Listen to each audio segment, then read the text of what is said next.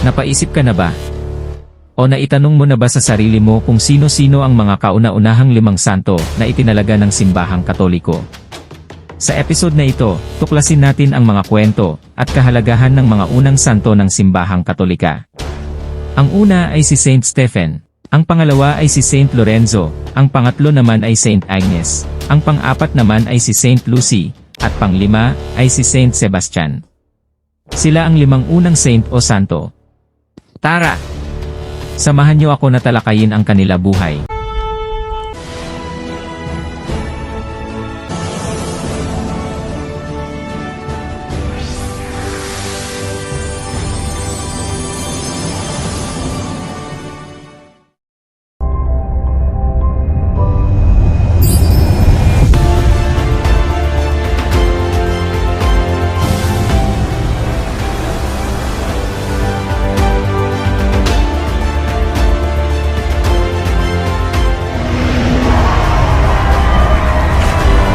Simulan natin kay si Saint Stephen, ang kauna-unahang martir ng Kristyanismo, ay isang mahusay na lider sa simbahan noong unang siglo AD.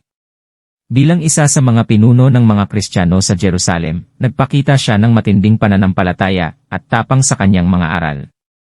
Subalit, sa kabila ng kanyang pagiging tapat, siya ay nilait at pinagbantaan ng kamatayan dahil sa kanyang mga pananampalataya. Noong 34 AD, sa harap ng isang korte, si Saint Stephen ay pinatay sa pamamagitan ng pagbabato sa kanya ng malalaking bato. Ang kanyang matinding paninindigan sa kanyang pananampalataya at pag-ibig sa Diyos ay naging inspirasyon sa maraming Kristiyano.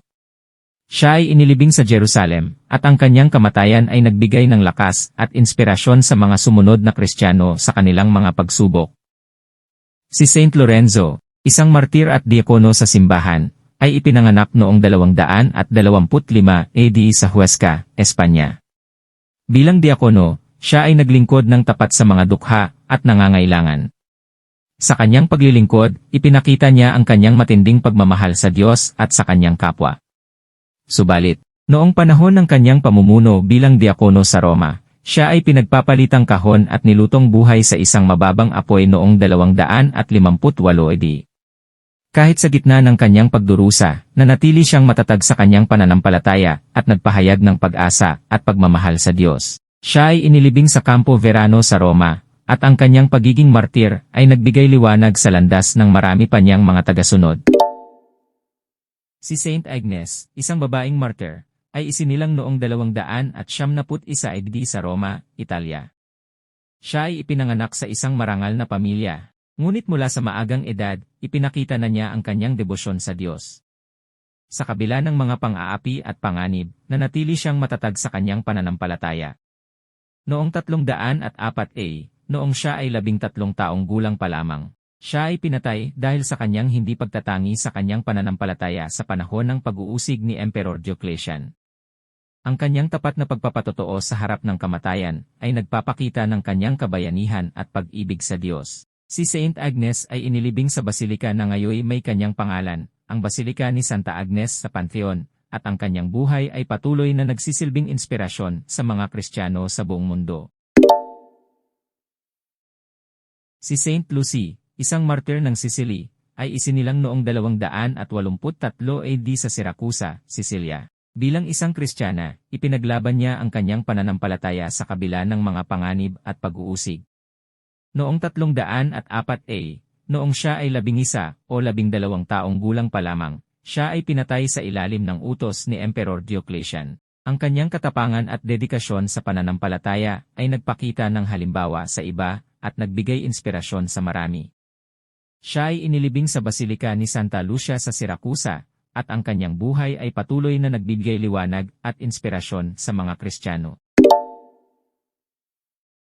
Si Saint Sebastian, isang sundalo at martir, ay ipinanganak noong 256 AD sa Gallia Narbonensis, ngayon Pransya. Bilang isang sundalo, nagpakita siya ng tapang at katapatan sa kanyang pananampalataya. Subalit, noong 288 AD, siya ay pinatay sa Roma dahil sa kanyang hindi pagtatangi sa kanyang pananampalataya bilang isang Kristiyano.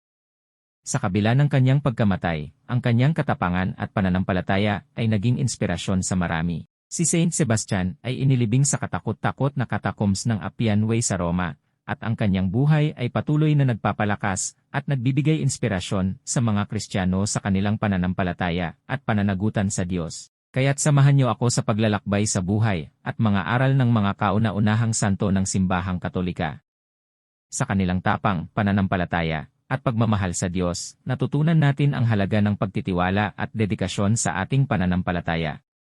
Hanggang sa muli nating pagkikita, maging buo ang inyong loob at pananampalataya. Salamat po!